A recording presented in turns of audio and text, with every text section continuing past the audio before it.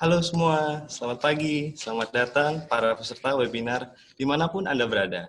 Apa kabar semuanya? Semoga dalam keadaan sehat ya. Saya, Dr. Refki Juliandri, yang akan menjadi moderator di acara live webinar Rumah Sakit Pondok Indah Group pada hari ini. Nah, hal ini adalah wujud nyata dari kami, agar bisa tetap dekat dan memberikan informasi kesehatan yang terpercaya dari dokter-dokter di Rumah Sakit Pondok Indah Group tentunya. Nah, untuk Anda semua yang siap memasuki masa new normal. Jadi, jangan khawatir, karena meski dalam keterbatasan jarak, kami tetap hadir untuk menyapa Ibu dan Bapak semua dalam memberikan informasi kesehatan. Dan kali ini, Rumah Sakit Pondok Indah Bintaro Jaya hadir dengan tema Kebiasaan Baik untuk Kesehatan Jantung di Masa New Normal. Webinar Rumah Sakit Pondok Indah Group ini diadakan dengan berbagai materi tentunya, dan dengan dokter pembicara yang berbeda. Setelah presentasi dari dokter narasumber nanti, akan ada sesi tanya-jawab yang akan langsung dijawab oleh dokter narasumber kita pada hari ini. Nah, caranya gampang. Cukup klik tombol Q&A yang ada di layar handphone dan komputer Anda dari sekarang. Kemudian silahkan tuliskan pertanyaannya di situ. Tentunya pertanyaan yang masuk akan kami kumpulkan. Nah, dan itu nanti akan dijawab langsung oleh dokter narasumber kita pada hari ini pada saat sesi tanya-jawab. Misalnya, Bapak Ibu boleh bertanya tentang topik pada hari ini. Misalnya seperti olahraga apa aja sih yang baik untuk kesehatan jantung, atau apa benar dengan mengkonsumsi teh dan kopi itu justru meningkatkan risiko serangan jantung. Atau tren yang sekarang lagi banyak diikuti adalah vegetarian. Misalnya dengan menjadi vegetarian, apakah itu justru mengurangi risiko serangan jantung? Yuk, nanti silakan ketik pertanyaannya. Nah, sebelum presentasi ke dokter narasumber, kita berkenalan dulu yuk dengan dokter narasumber kita pada hari ini. Nah, ini dia. Dr. Sari Sri Mumpuni, spesialis jantung dan pembuluh darah, konsultan kardiologi intervensi di Rumah Sakit Pondok Indah Bintaro Jaya. Dr. Sari ini menempuh pendidikan formal dokter umumnya di Universitas Indonesia. Kemudian melanjutkan pendidikan spesialis jantung dan pembuluh darah di Universitas Indonesia. Dr. Sari juga aktif mengikuti berbagai training, di antaranya adalah Course Cardiac City di Singapura pada tahun 2006. Kemudian Interventional Cardiology National Cardiovascular Center di Rumah Sakit Harapan Kita pada tahun 2005. Dr. Sari tentu mempunyai segudang prestasi yang banyak, di antaranya adalah Young Investigator Awards, Perhimpunan Dokter Spesialis Kardiovaskular Indonesia atau PERKI pada tahun 2002. Di sela-sela kesibukan Dr. Sari juga masih aktif berorganisasi. Di antaranya adalah pengurus inti Indonesian Society of Hypertension atau INASH. Ini sejak tahun 2006. Kemudian Dr. Sari juga masih aktif sebagai pengurus Perhimpunan Pusat Persatuan Dokter Kardiologi Indonesia. Ini sejak tahun 2002. Nah, itu tadi profil singkat dari pembicara kita hari ini, Dr. Sari Sri Mumpuni, spesialis jantung dan pembuluh darah. Untuk mempersingkat waktu, kita langsung saja mendengarkan yuk presentasi dari Dr. Sari. Untuk waktu dan tempat, dipersilahkan dok.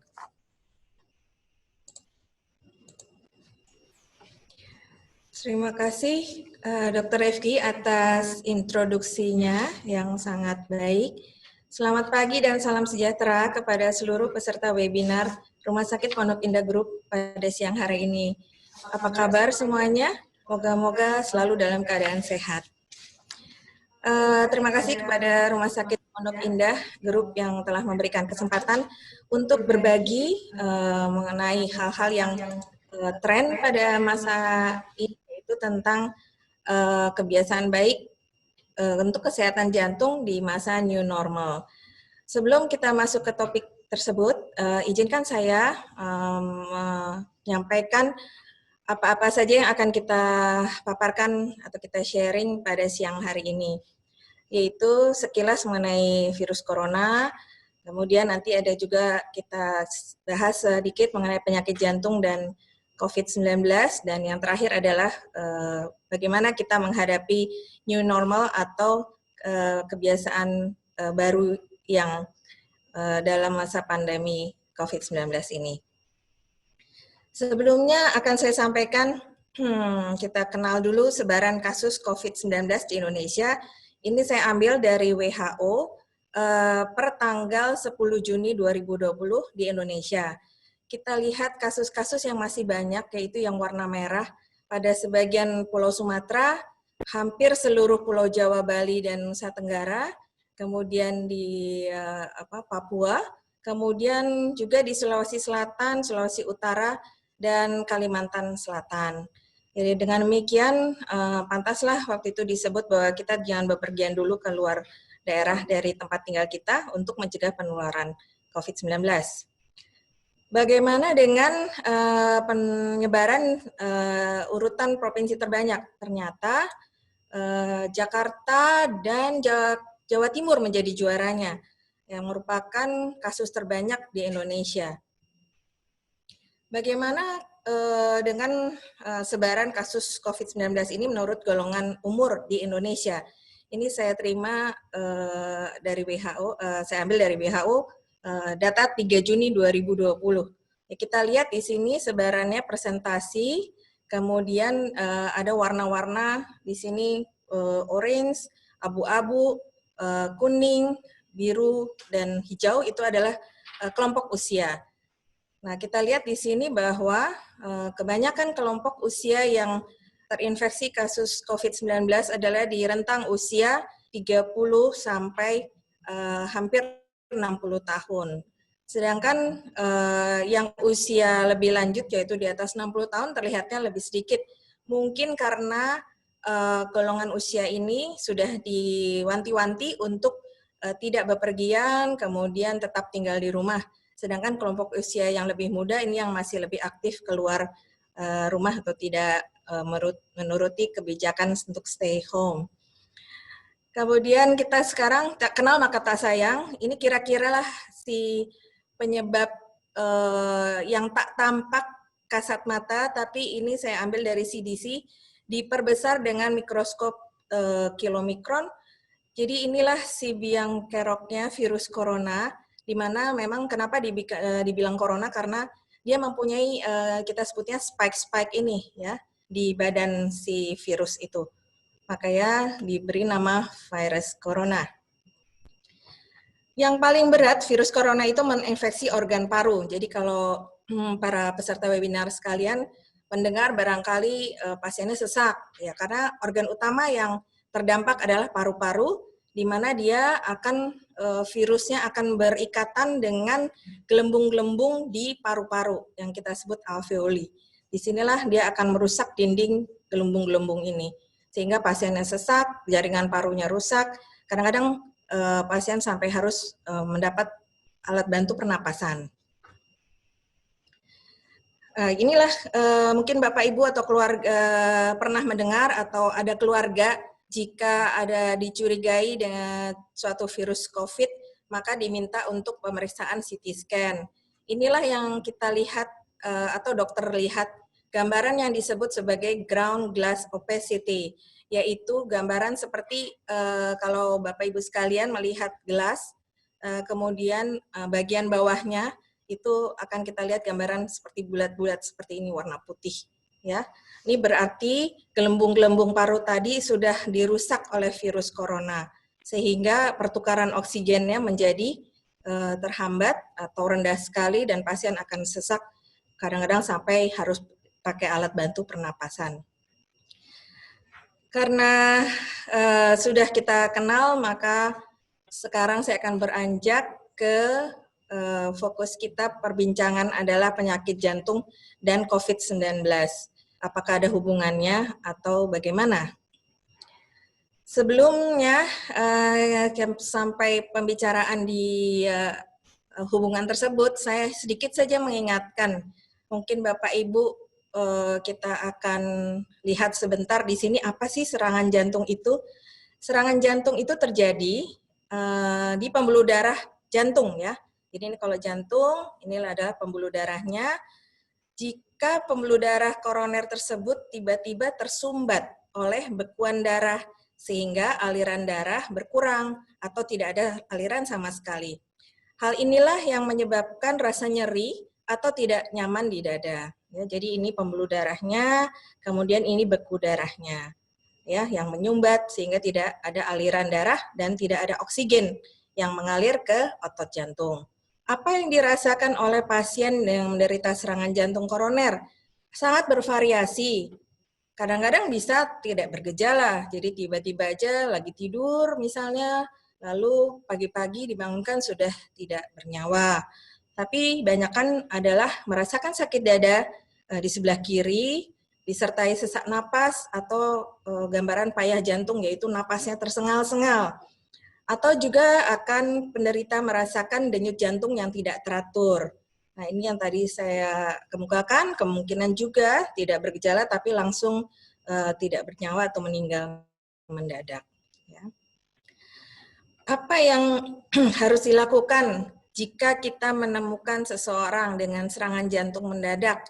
Ya, nah ini sangat dianjurkan sekali para peserta untuk mencoba atau mencari pelatihan-pelatihan mengenai prosedur bantuan hidup dasar atau BHD. Apa sih yang dilakukan? Yaitu hanya dinamakan pijat jantung. Jadi dengan memijat dinding dada dengan frekuensi tertentu sehingga tadinya jantung yang tidak berdenyut atau ares diharapkan dengan kompresi kita jantungnya bisa berdenyut kembali sehingga sirkulasi berjalan dengan baik. Ya, kalau misalnya ada keluarga yang sakit jantung, mungkin lebih baik ada keluarganya yang bisa melakukan prosedur bantuan hidup dasar ini. Karena dengan pertolongan ini maka satu nyawa kemungkinan dapat diselamatkan. Nah, tadi saya membicarakan mengenai serangan jantung, mencegahnya tentu yang sudah sering kita dengar, perbaiki pola hidup, atur pola makan, aktivitas fisik, dan hindari stres. Kemudian juga kita harus di usia 40 tahunan lah kurang lebih mulai mendeteksi kesehatan jantung kita. Ya, bisa dilakukan di rumah-rumah sakit yang mempunyai fasilitas medical check up ataupun berkonsultasi dulu dengan dokter jantungnya, ya. Baik, inilah yang kita tunggu-tunggu, yaitu COVID-19 dan penyakit jantung, ya. Apakah betul dia berhubungan, ya? Jadi World Heart Federation itu menyatakan bahwa seseorang dengan penyakit jantung itu beresiko lebih tinggi atau angka kematiannya lebih tinggi daripada orang-orang yang tidak mempunyai sakit jantung jika terinfeksi COVID-19. Penyakit jantung apa saja yang bisa memperberat kondisi COVID-19? Perhimpunan Dokter Jantung Eropa menyatakan kurang lebih seperti ini.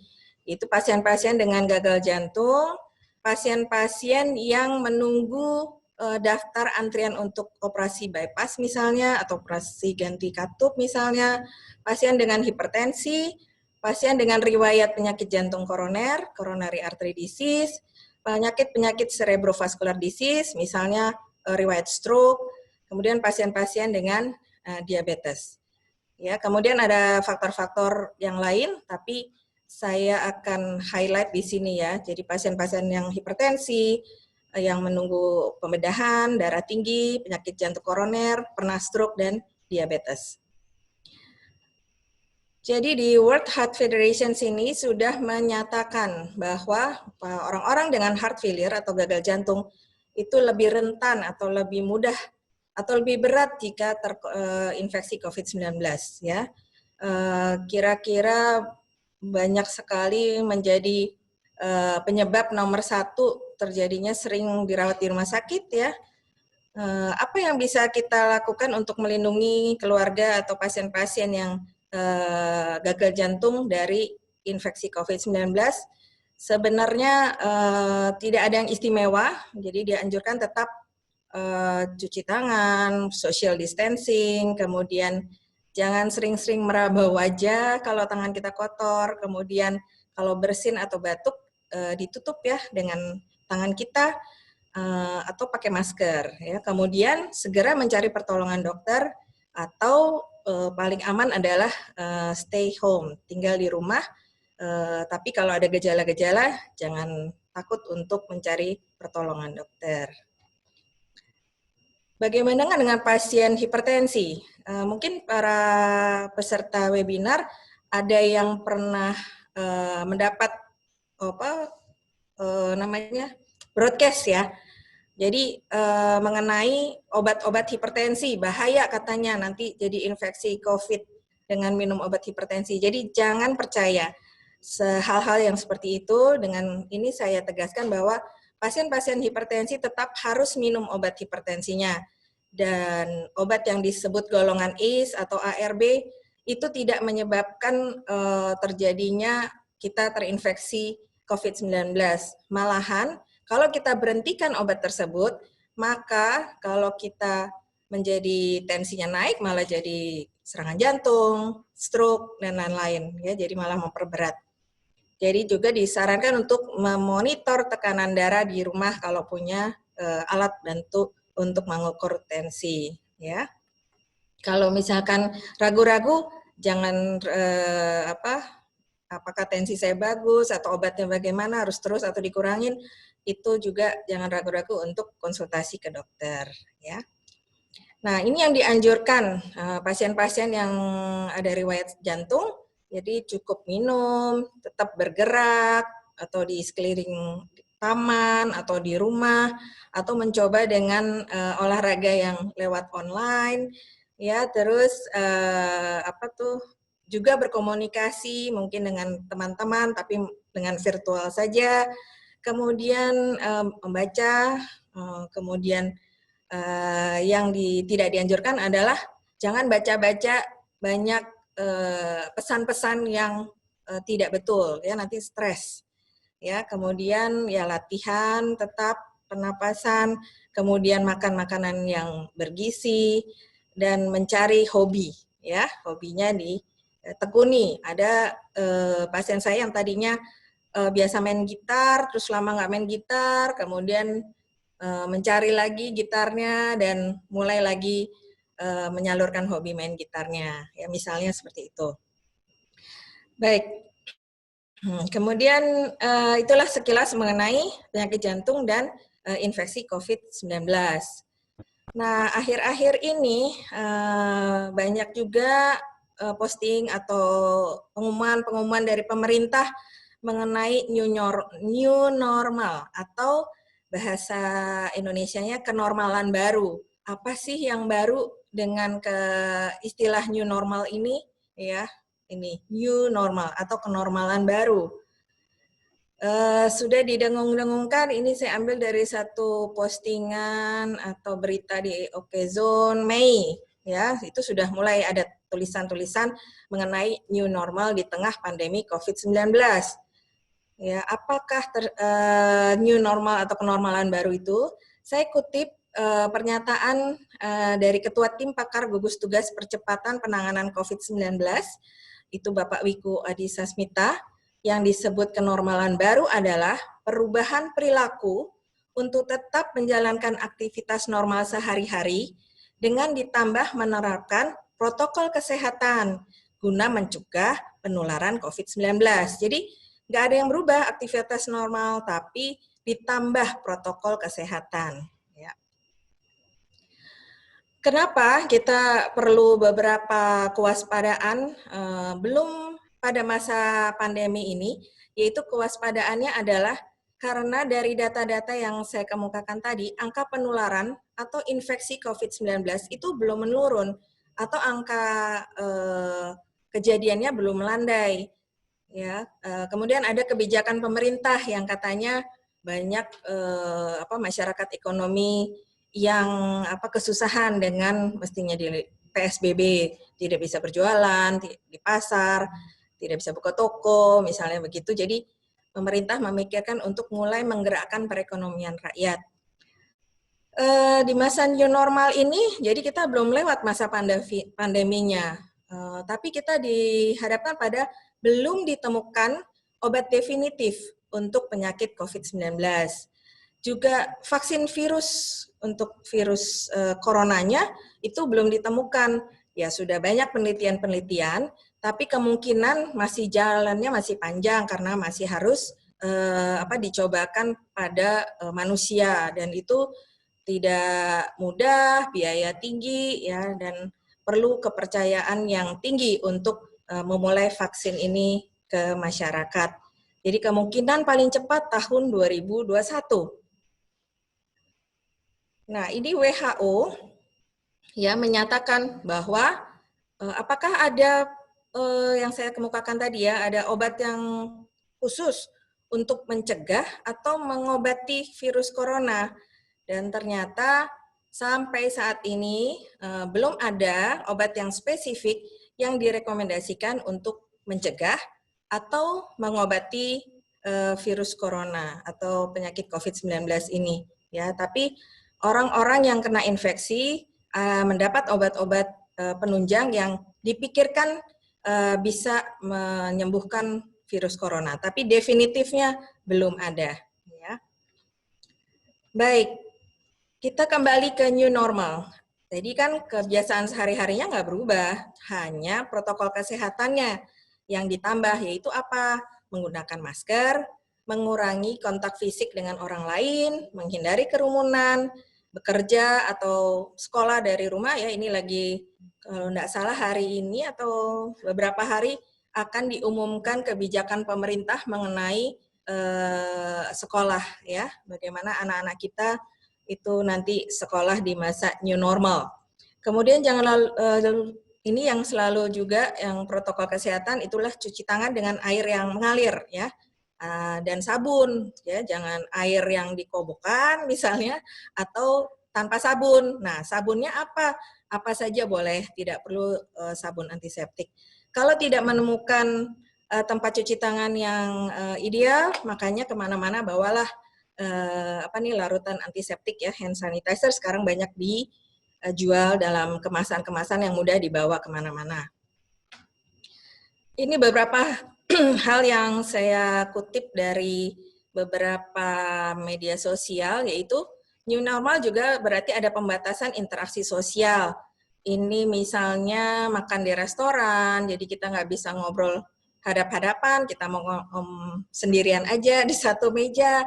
Kemudian tempat ibadah beberapa sudah mulai membuka, tapi dengan pengalaman ada satu gereja tempat ibadah masjid yang dibuka untuk umum dengan meskipun dengan pembatasan fisik, tapi tetap ternyata ada yang terinfeksi COVID. Jadi kita masih hati-hati untuk itu. Ya, jadi terus ini juga kita lihat di suatu media yang atau antrian di mana nih, bisa di bank biasanya juga dilakukan hal seperti ini ya. Nah, kembali ke hubungannya dengan jantung. Bagaimana tata laksana terapi penyakit jantung pada masa pandemi COVID-19 di masa new normal ini? Ya, jadi untuk diketahui bersama para peserta webinar yang saya cintai dan hormati, jadi sampai saat ini tidak ada perubahan tata laksana terapi penyakit jantung ya yang berubah. Jadi tidak ada perubahan. Jadi semua pedoman-pedoman penata laksanaan penyakit jantung dan obat-obatan tidak berubah ya. Obat-obat yang dikonsumsi rutin sesuai anjuran dokter seperti sebelum masa pandemi COVID-19 itu juga dianjurkan dikonsumsi secara rutin ya. Seperti sebelum masa COVID atau nanti di masa new normal ini. Kemudian pola hidup sehat untuk pasien-pasien yang menderita jantung, yaitu atur pola makan, olahraga, kontrol faktor risiko penyakit jantung tetap juga harus dilaksanakan. Tidak berubah, hanya ada tambahan nanti beberapa saya tunjukkan protokol kesehatannya. Apa saja resiko-resiko atau mengurangi resiko serangan jantung ya, yang tadi tidak berubah. Ini saya ingatkan lagi, yaitu stop merokok atau hindari situasi perokok pasif. Jadi kitanya udah nggak merokok dok, tapi lingkungannya yang merokok.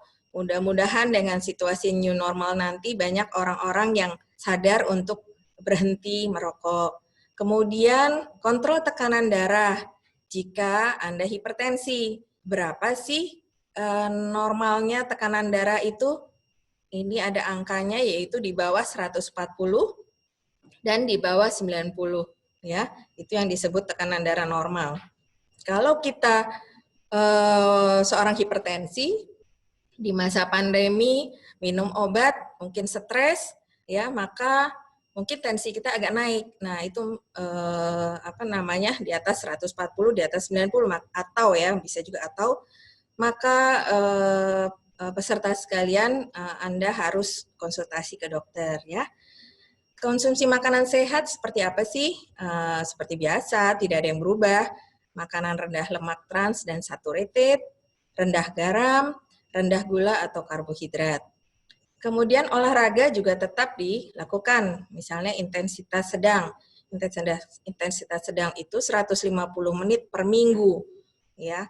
Dibagi saja rata itu, kira-kira bisa 5 kali seminggu kurang lebih. Kalau mau lebih boleh nggak dok? Ya boleh ya, tapi ini kira-kira yang dianjurkan dan bermanfaat. Kemudian jaga berat badan ideal. Nah, saya tahu di masa stay home ini banyak sekali keluhan-keluhan di mana berat badannya meningkat. Maka di masa new normal ini, ayo kita mulai menjaga kembali berat badan kita ke berat badan ideal ya. Jangan ragu-ragu untuk olahraga. Kemudian bagi orang-orang yang diabetes, maka kontrol gula darah dengan parameter HbA1c kurang dari 6,5. Kemudian konsultasi ke dokter dan minum obat sesuai anjuran secara rutin, ya. Oke. Nah, inilah hal-hal yang tidak berubah pada new normal, ya. Cuman ada tambahan protokol kesehatan.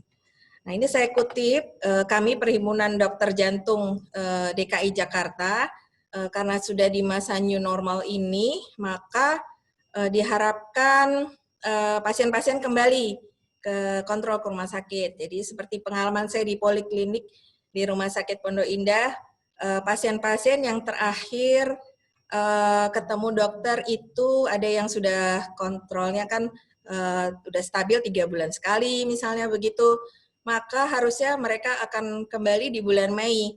Nah, karena bulan Mei itu belum terbuka masa new normal, masih PSBB, maka banyak yang tidak kontrol ke rumah sakit ya. Itu sangat disayangkan. Nanti mungkin pada new normal ini silakan untuk kontrol ke dokter jantung Anda masing-masing. Kemudian jangan menunda lagi kalau ada keluhan cepat lelah, nyeri dada, sesak napas, jantung rasa berdebar atau keluhan-keluhan yang lain seperti kaki bengkak ya, itu segera kontrol ke rumah sakit. Atau tekanan darahnya naik tiba-tiba tinggi, itu juga jangan diam-diam saja di rumah ya. Dan menjadwalkan ulang rencana tindakan yang tertunda, misalnya kalau di jantung ada rencana pemasangan ring, ada rencana bypass atau ganti katup, atau ada rencana check up jantung ya, itu segera datang untuk menjadwalkan ulang ya. Jangan lupa semuanya ini pasti di rumah sakit termasuk Rumah Sakit Pondok Indah akan menerapkan protokol kesehatan COVID-19 ya. Nah, tadi saya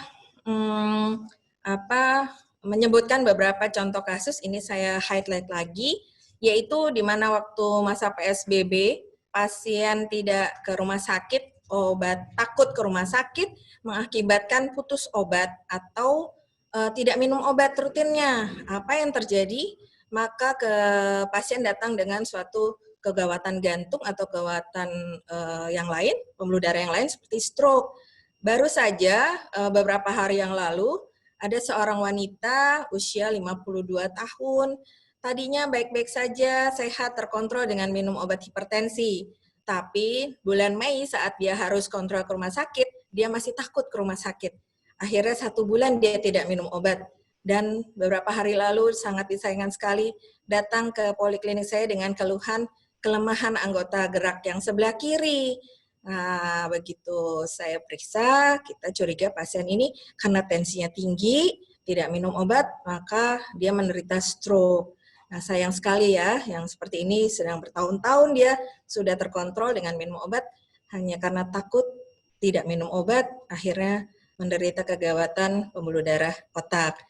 Ada juga yang penyakit yang gagal jantung misalnya, tadinya ada kelemahan pompa jantung, tadinya dia sudah terkontrol, kontrol rutin, minum obat, sama juga takut ke rumah sakit, tidak minum obat, datang lagi dengan keluhan yang sesak yang luar biasa, bengkak yang luar biasa, dan akhirnya harus dirawat. Ya, dirawat tidak bisa di ruang rawat biasa, akhirnya masuk ke ruang intensive care. Jadi hal-hal ini yang kita akan terus edukasi untuk pasien-pasien jantung tidak takut kontrol ke rumah sakit, sehingga menghindari kegawatan-kegawatan di bidang jantung dan pembuluh darah yang lainnya. Ya, tentu saja dengan protokol kesehatan COVID-19. Nah, apalagi yang baru saat ini kalau beberapa peserta webinar ini mungkin sudah ada yang kontrol ke rumah sakit, maka dokter sekarang akan menggunakan APD. APD itu adalah alat pelindung diri ya di rumah sakit. Jadi jangan takut, dokternya sekarang pakai face shield, pakai masker, bajunya juga baju standar saja ya. Jadi ini kita sebut face shield-nya adalah seperti minion katanya. Ya, tapi itu untuk melindungi dokter dan pasien. Kemudian ini juga kalau misalkan visit ke ruang yang khusus, maka lebih komplit lagi gaun kita ya. Kita pakai face shield, pakai masker yang khusus ya, yang lebih ketat, kemudian menggunakan sarung tangan dan baju yang gaun yang khusus ya. Nah, kalau masih takut misalnya kalau Rumah Sakit Pondok Indah Group melakukan telemedicine, konsultasi telemedicine, bisa konsultasi jarak jauh, nanti bisa tanya ke bagian pendaftaran ya. Ini juga kami fasilitasi sehingga kejadian-kejadian yang seperti tadi saya sebutkan tidak terjadi ya. Misalnya putus obat, sesak atau tensinya jadi naik ya. Jadi gunakanlah tetap tinggal di rumah tapi bisa konsultasi dengan dokternya ya. Untuk di Rumah Sakit Pondok Indah dan grup ya, semua grup Rumah Sakit Pondok Indah sudah melakukan telemedicine ini. Kemudian pesan dari World Heart Federation, jadi bagaimana pasien-pasien jantung itu mencegah atau memerangi corona sama ya. Jadi prinsipnya adalah sama semuanya, cuci tangan, physical distancing, kemudian cari pertolongan dokter, atau kalau tidak perlu amat nggak usah keluar rumah. Ini hati-hati, mal-mal di Jakarta 80 mal sudah terbuka, tapi saya sarankan kalau nggak penting-penting amat nggak usah ya jalan-jalan ke mal dulu ya, kita belum selesai masa pandeminya. Bagaimana dengan tadi Dokter Sari kan olahraga dianjurkan, udah boleh new normal. Jadi di Indonesia juga sudah ada pernyataan dari Menteri Pemuda dan Olahraga, boleh olahraga di luar rumah ya, tapi protokol kesehatan tetap sama, masker, jaga jarak, cuci tangan ya, tetap dikerjakan. Yang belum boleh itu adalah pergi ke suatu gimnasium atau olahraga berenang ya, itu belum. Jadi yang dianjurkan baru yang olahraga ringan saja. Menggunakan masker saya kenalkan di sini. Itu kalau untuk olahraga boleh menggunakan masker bedah yang seperti ini atau juga masker kain ya, macam-macam sekarang, lucu-lucu sekali ya. Kemudian cara menggunakan maskernya juga harus dilihat baik-baik, tangan kita harus bersih, maskernya jangan yang bekas ya. Kemudian pakai masker itu dengan proper menutupi hidung, mulut ya. Gitu. Jangan pakai maskernya di bawah hidung ya. Setelah dipakai dibuang ya, cuci tangan lagi ya. Ini yang tidak boleh adalah pakai masker yang rusak ya. Kita sentuh-sentuh juga jangan sentuh-sentuh bagian depan maskernya ya. Gitu. Jangan membuang di tempat sembarangan maskernya ya. Masker bedah tidak boleh dipakai ulang ya. Kalau masker kain bisa dicuci ya, sama cara penggunaannya. Jangan lupa juga kalau mau pakai masker selalu harus cuci tangan lagi. Maskernya bisa dicuci kalau setelah digunakan, kemudian kitanya juga membersihkan diri. Kemudian ini sama ya, jangan megang-megang maskernya bagian depan ya, gitu. Dan tidak boleh berbagi ya, gantian maskernya, nggak boleh gantian ya. Nah, ini adalah yang olahraga yang seperti apa? Disarankan olahraga di lingkungan rumah ya. Di lingkungan rumah mungkin nggak perlu pakai masker. Ini saya jalan pagi ya. Jadi jalan pagi, kecuali kalau makanya dibawa aja maskernya kalau kita bertemu tetangga itu mungkin ingin bicara bisa pakai masker tapi tetap jaga jarak, bawa hand sanitizer. Olahraganya yang dianjurkan adalah intensitas sedang, ringan atau sedang, yaitu 30 menit sampai 3 sampai 5 kali seminggu ya. Kalau mau di luar rumah, Dok, lingkungan saya sempit. Oke, boleh di luar rumah, tapi pakai masker kalau di luar rumah ya. Kemudian tetap jaga jarak, hindari kerumunan. Kemarin GBK dibuka, ayolah orang berduyun-duyun. Itu sangat tidak protokol kesehatan ya. Gitu. New normal tapi melupakan protokol kesehatan. Jangan lupa bawa hand sanitizer kalau di luar rumah mungkin susah cari tempat cuci tangan ya. Oke, jadi ada yang bilang bahwa beberapa fakta sekarang. Orang-orang ditanya, kenapa sih nggak mau pakai masker? Sumpek katanya nggak bisa napas. Selama kita memakai masker dengan betul, maka tidak akan menyebabkan keracunan CO2. Ya. Juga tidak akan menyebabkan kita kekurangan oksigen. Ya. Jadi pakailah masker dengan baik, dan jangan takut untuk keracunan CO2 maupun kekurangan oksigen ya. Tapi sekalinya maskernya sudah kotor atau basah ya harus diganti ya. Kemudian bagaimana tadi Dokter Sari bilang tetap makan makanan yang sehat. Mesti dicuci-cuci seperti gimana sih, Dok? Seperti biasa aja, seperti kita biasa sebelum pandemi ya, tapi kitanya cuci tangan dulu, baru mencuci buah-buahan, sayur-sayuran, kemudian barulah kita makan atau kita olah ya. Nah, mengenai cuci tangan, ya dulu kan kita cuci tangan sembarangan aja. Nah, sekarang kita cuci tangan itu hal-hal yang harus kita lakukan kalau kita terus cuci tangan tuh kondisi apa?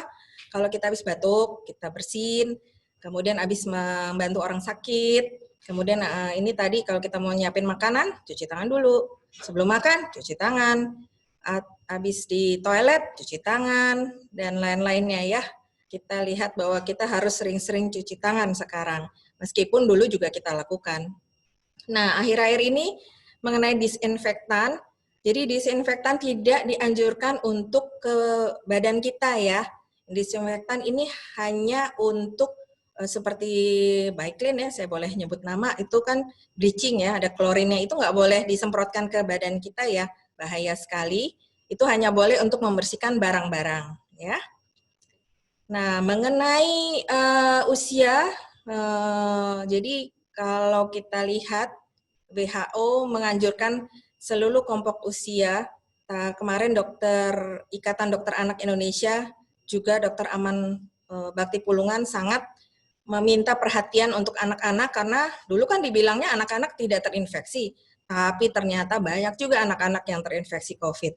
Ya, cuman akhir-akhir ini aja Dr. Aman sebagai Ketua Ikatan Dokter Indonesia meminta perhatian khusus kepada pemerintah. Jadi seluruh umur harus mengambil step-step protokol kesehatan.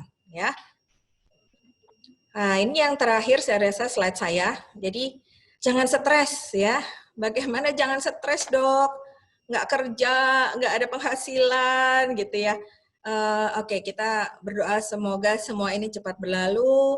Ya, jangan baca-baca hoax-hoax. Ya, cari data-data yang betul, yang dari petugas kesehatan. Tadi olahraga, makan cukup, hobi-hobi dijalankan, stop merokok. Saya rasa kita nggak ada minum alkohol ya, itu. Kemudian mencari tadi hobi-hobi kita, ya. Jadi stres harus di manage ya. Kita nggak pernah hidup tidak stres ya. Jadi tetap harus di manage. Mungkin ini slide saya yang terakhir ya. Ini di kompleks perumahan saya. kalau boleh menjadi contoh, jadi ada bak untuk cuci tangan, untuk siapapun yang mau masuk kompleks, kemudian ada spanduk yang selalu mengingatkan pakai masker, jaga jarak, cuci tangan. Dan di sini ada hotline-nya kalau perlu bantuan ke puskesmas terdekat. Saya rasa itu yang bisa saya sampaikan. Saya ucapkan terima kasih atas perhatiannya. Mohon maaf kalau ada yang kurang berkenan. Saya mau menyatakan satu moto di sini. Jadi, protect yourself and others. Fight coronavirus. Terima kasih atas perhatiannya.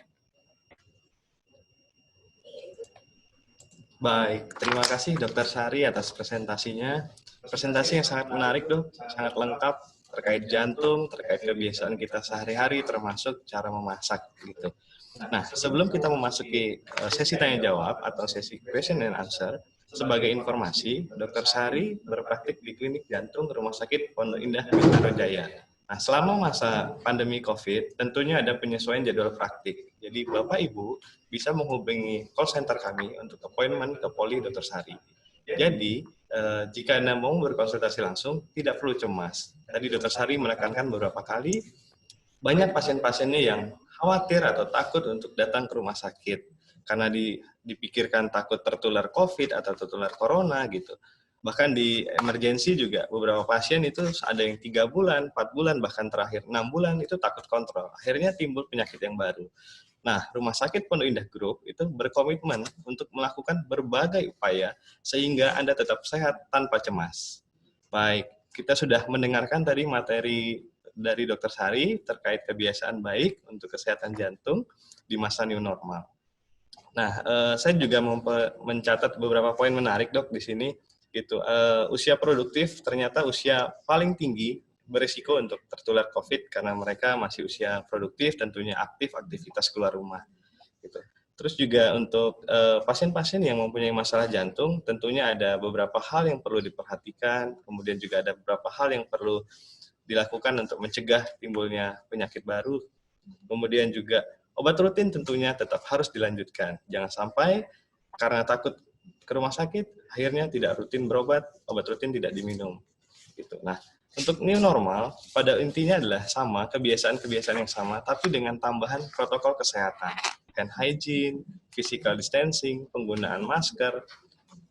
Kemudian di sini juga sudah ditekankan dari Dr. Sari beberapa poin penting. Yang pertama tadi, jangan takut ke rumah sakit, kemudian jangan sampai obat rutinnya putus atau tidak diminum, kemudian perhatikan atau awasi gejala-gejala kegawat daruratan. Nah, untuk selanjutnya kita masuk ke sesi tanya jawab. Dok, ini pertanyaan sudah cukup banyak yang masuk. Kita sudah coba saring beberapa pertanyaan. Yang pertama dari Jilly Griffith Wenas, kemudian juga ada dari Ibu Rabiatul. Ini pertanyaan yang pertama, Dok, saya sering merasa nyeri tiba-tiba di dada kanan, atas, dan bawah. Apakah ini termasuk gejala jantung, Dok? Gitu. Kemudian Ibu Rabiatul juga menanyakan, saya pernah merasakan ketika posisi baring, tiba-tiba saya merasa sesak nafas, seperti nafasnya berhenti sekitar 2-3 detik. Nah, apakah gejala ini juga dikategorikan sebagai penyakit jantung, Dok? Terima kasih. Silakan, Dr. Sari.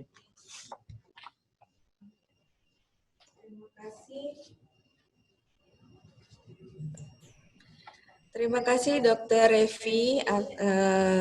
Saya lihat di sini memang banyak sekali ya di Q&A ini pertanyaan-pertanyaan.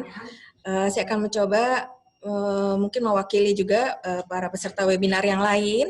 Ini ada pertanyaan dari Pak Jili dan Rabiatul Adawiyah.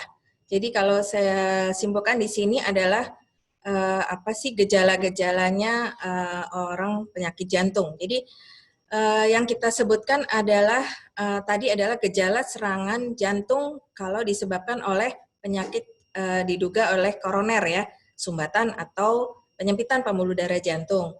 Biasanya keluhan ini berhubungan dengan aktivitas fisik. Jadi bukan hanya lagi duduk, diam-diam, terus lagi nonton santai, tiba-tiba terjadi keluhan nyeri dada yang cuman cekit-cekit atau hanya tusuk-tusuk sedikit. Jadi tidak seperti itu. Gejala serangan atau gejala awal serangan jantung adalah rasa ditekan di dada, biasanya berdurasi 5-10 menit pada saat kita beraktivitas fisik, ya. Kenapa demikian? Karena pada waktu kita beraktivitas fisik, itu aliran oksigen itu kurang suplainya ke otot jantung, disebabkan ada penyempitan. Namun kalau orang menderita suatu yang sudah tersumbat pembuluh darah koroner, maka itu bisa tiba-tiba. Tapi keluhannya pun sangat berat, ya, seperti kehilangan oksigen sama sekali. Jadi dia napasnya seperti ingin menggapai-gapai oksigen, kemudian keringat dingin atau disertai gejala lain seperti mau pingsan, lemas yang luar biasa. Keringat dinginnya bukan hanya keringat dingin di jari-jari tangan, Dr. Refki, atau peserta sekalian, yaitu biasanya keringatnya itu seperti basah ya baju kita. Itu suatu serangan jantung, ya. Kalau misalnya ada pertanyaan itu posisi baring tiba-tiba merasa sesak, henti napas, saya rasa itu bukan henti napas, itu mungkin gejala yang disebut debaran jantung ya, gitu. Jadi ada yang disebut prematur, jadi gejala ekstrasistola sering disebutnya begitu, itu adalah gangguan irama jantung, ya. Nah, gangguan irama jantung ini juga salah satu dari penyakit jantung, ya. Jadi penyakit jantung itu bisa mengenai koroner, aliran listrik jantung, penyakit jantung katup, itu juga kita sebut penyakit jantung, ya. Jadi karena organ jantung terdiri dari itu semua, Dr. Refki, ya. Ya, mungkin itu jawaban saya. Baik, terima kasih Dokter Sari. Jadi untuk penyakit jantung, terutama yang koroner, itu mempunyai gejala khas ya dok? Iya. Nyerinya seperti tertindih, bisa sampai keringat dingin yang basah kuyup bajunya, gitu. Bahkan kadang nyerinya bisa menjalar sampai ke punggung. Gitu. Baik, dok, ada pertanyaan selanjutnya dari Bapak Muhammad Sofyan Taufik. Apakah dengan mengkonsumsi garlic oil dan habatus sauda itu bisa mengurangi atau mencegah lemak darah, dok?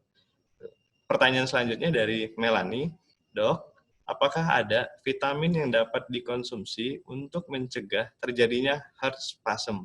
Gitu. Baik, silakan Dokter Sari.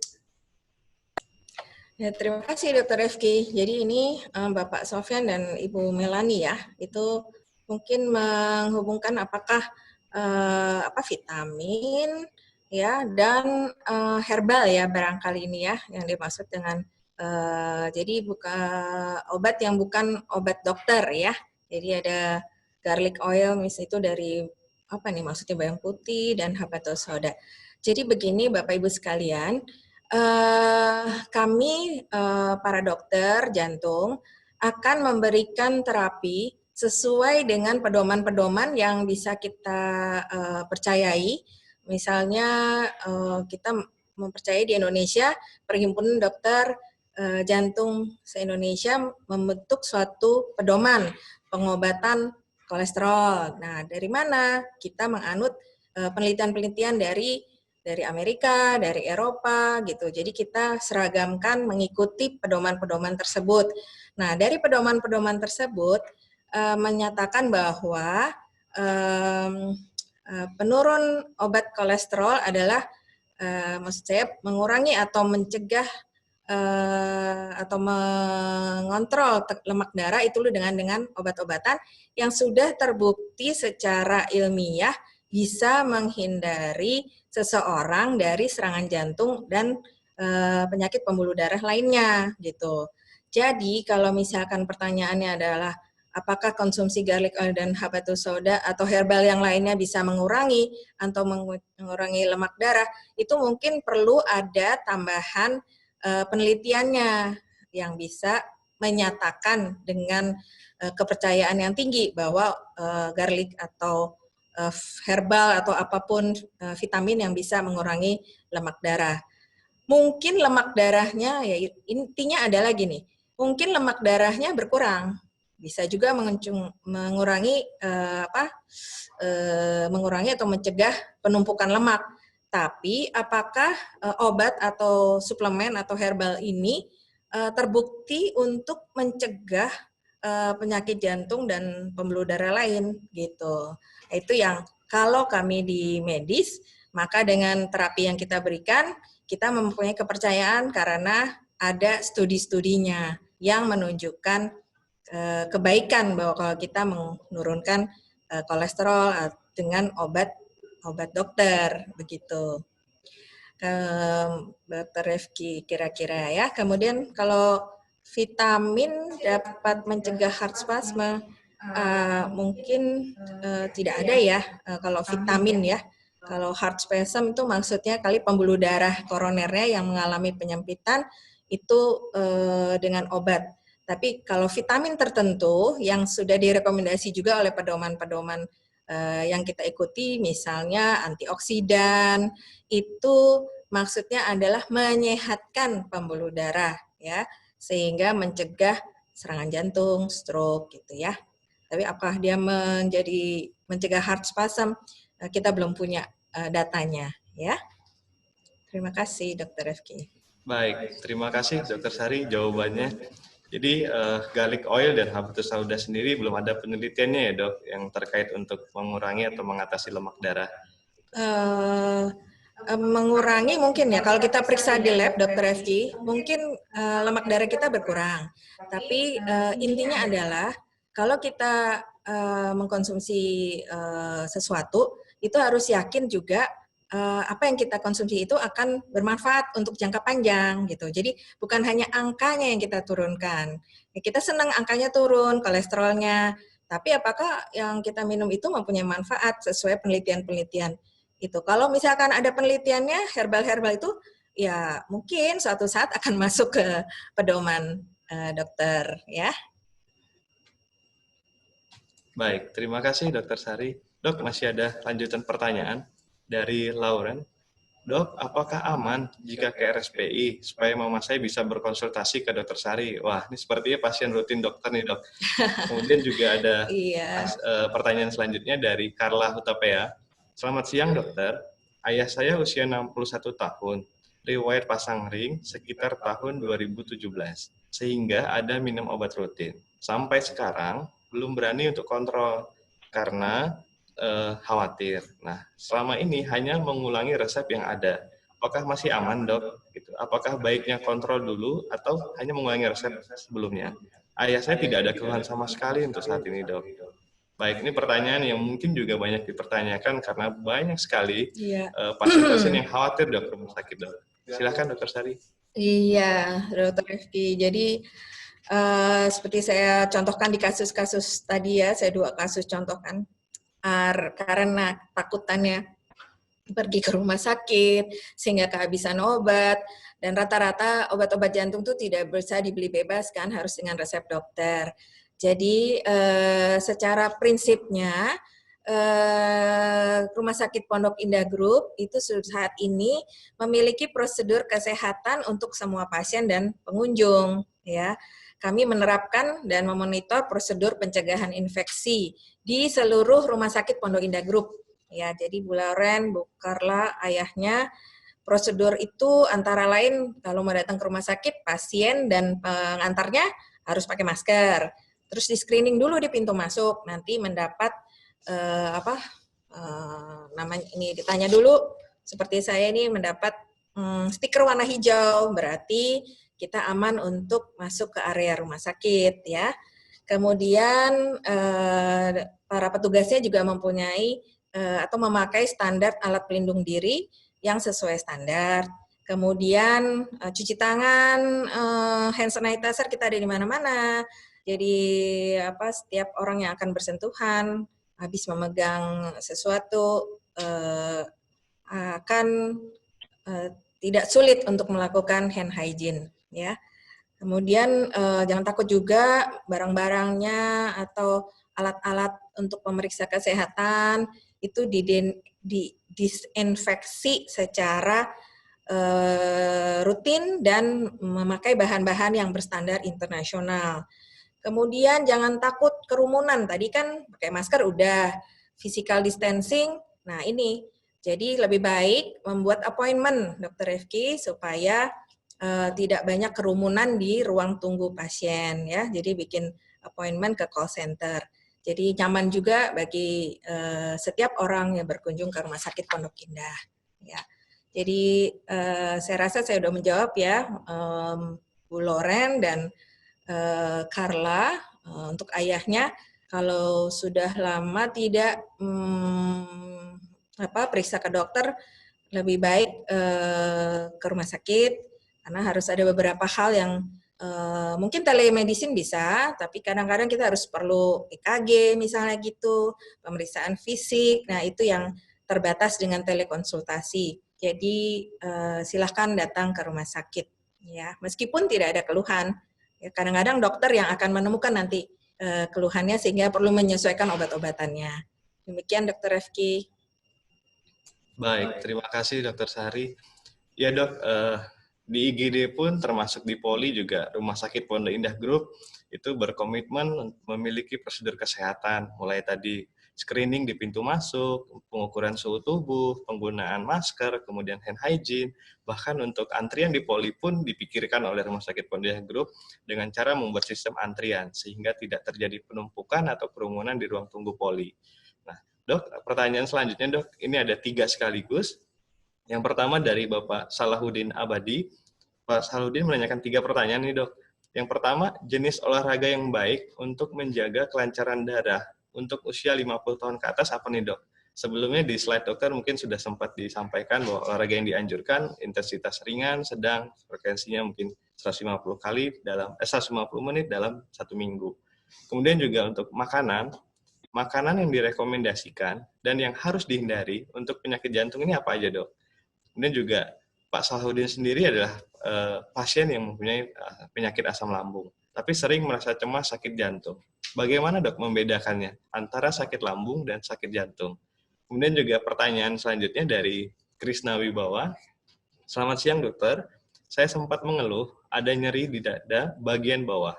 Saya curiga apa ada penyakit jantung. Akhirnya saya cek ke dokter, penyakit dalam dibilang kalau itu ternyata lambung.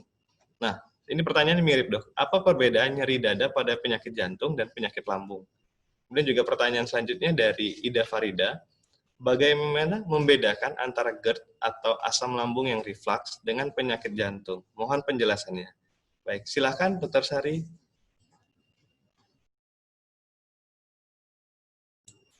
Terima kasih Dr. Refki kepada 3 penanya ini, Bapak Salahuddin, Pak Krisna, dan Bu Ida Farida. Jadi saya jawab dulu untuk olahraga ya.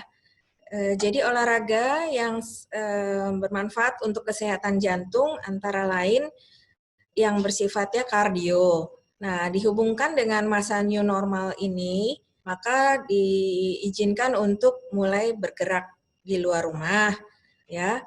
Misalkan jalan, intensitas ringan dan sedang itu untuk kardionya adalah jalan kaki. Jalan kakinya tapi bukan jalan kaki santai ya, tapi yang disebut dengan istilah brisk walking.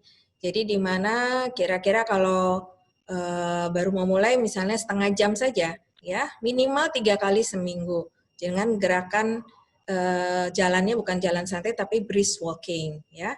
Nah, bertahap nanti kalau sudah optimalnya adalah disarankan 5 kali seminggu. Jadi setengah jam 5 hari dalam seminggu ya. Jadi olahraganya adalah olahraga yang intensitas ringan dan sedang, yaitu yang kemungkinan bisa dilakukan adalah dalam masa new normal ini adalah jalan ya. Bisa atau sepeda boleh. Sepeda statis bisa, sepeda apa yang keliling di lingkungan juga boleh ya. Yang belum dianjurkan adalah pergi ke gym. Kemudian juga tidak perlu olahraga yang intensitas berat, misalnya lari maraton, itu juga kita belum ada saat ini. Tapi apalagi ya, angkat berat misalnya, beban berat itu tidak perlu dilakukan dulu, tapi cukup lakukan stretching saja. Misalnya gerakan-gerakan jongkok berdiri, loncat-loncat ringan, kemudian menggerakkan tangan ke atas ke bawah, itu sudah cukup untuk menggerakkan seluruh anggota tubuh kita. Dan dengan berjalan maka sirkulasi peredaran darah menjadi lancar, ya. Dan itu bisa dilakukan pada usia 50 tahun ke atas, ya. Kemudian makanan yang direkomendasikan untuk menghindari penyakit jantung tentu saja seperti biasa tidak berubah di masa new normal ini, ya. Hindari makanan yang terlalu manis, terlalu asin, rendah karbohidrat, kemudian rendah lemak, ya. Lemaknya termasuk gorengan, ya. Kemudian termasuk juga seafood, itu berlemak, lemaknya tinggi, ya.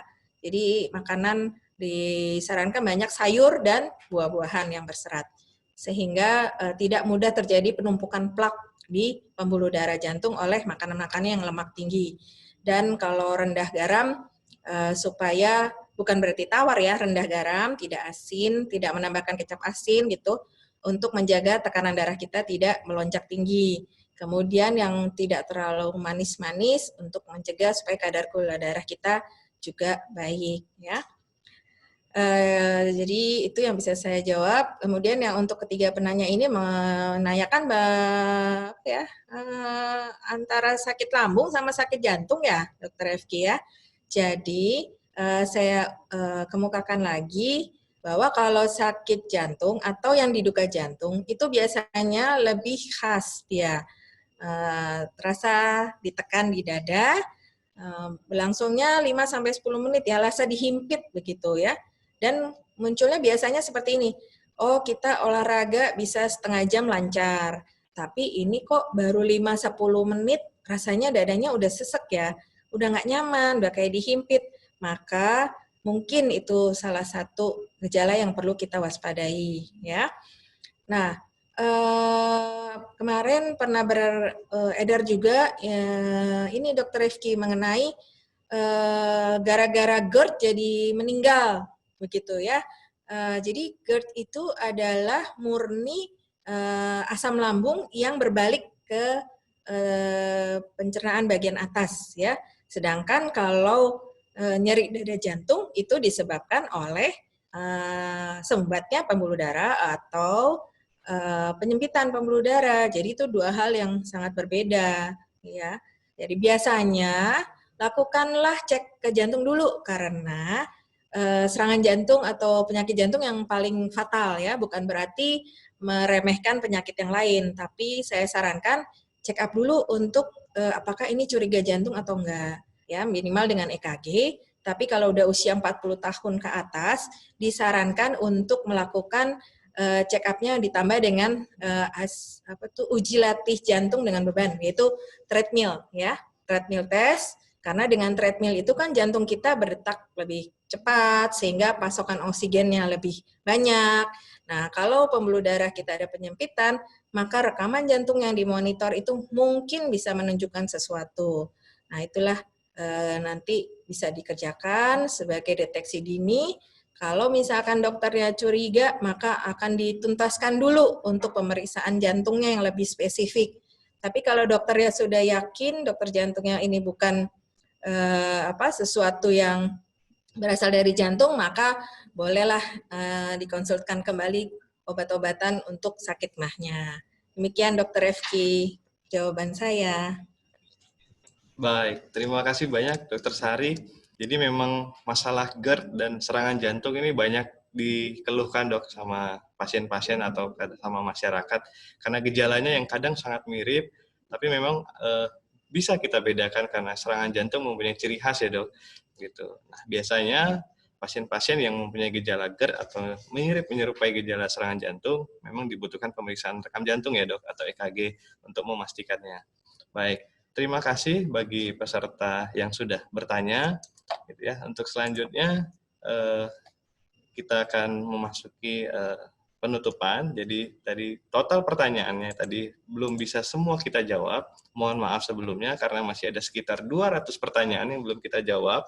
Jadi mohon maaf sebelumnya karena Dokter Sari mungkin sudah ada keperluan yang lain. Baik.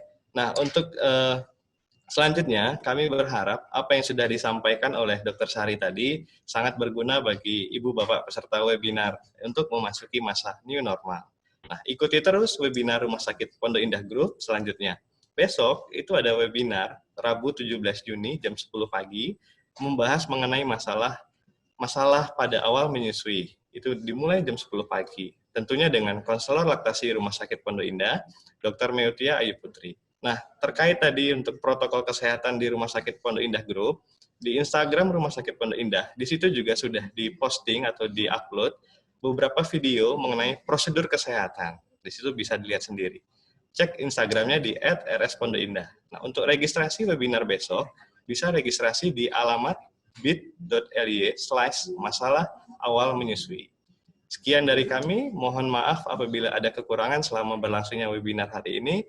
Semoga peserta webinar selalu dalam keadaan sehat, siap memasuki masa yang normal, dan pandemi COVID ini segera berlalu. Terima kasih dan selamat beraktivitas.